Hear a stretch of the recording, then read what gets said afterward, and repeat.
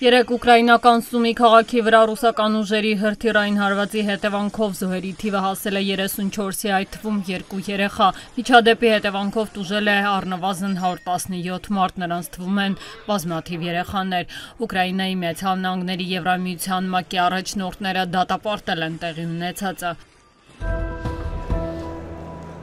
Գերմանիայում արտահերթ խորհրդարանական ընտրություններում հաղթած պահպանողական կուսակցությունների դաշինքի ղեկավար Ֆրիդրիխ Մերցը հայտարարել է, որ Բերլինը պատրաստ է Ուկրաինային մատակարարել մեծ հեռահարության Տաուրուս թևավոր հրթիռներ եվրոպացի գործընկերների հետ այդ հարցը համաձայնեցնելուց հետո։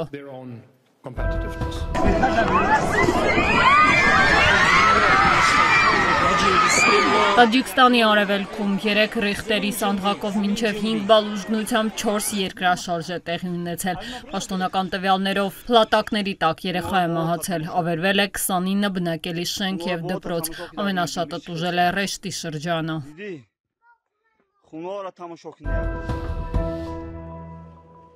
89 տարեկանում մահացել է պերուացի գրող, գրականության ոլորտում Նոբելյան մրցանակի դափնեկիր Մարիո Վարգաս Լյոսան։ Հռչակավոր գրողը համաշխարհային բարձր պարգևի էր արժանացել իշխանության կառուցվածքի մանրամասն նկարագրության և մարդուն ապստամբության պայքարի և պարտության մեջ իր վառ պատկերման համար։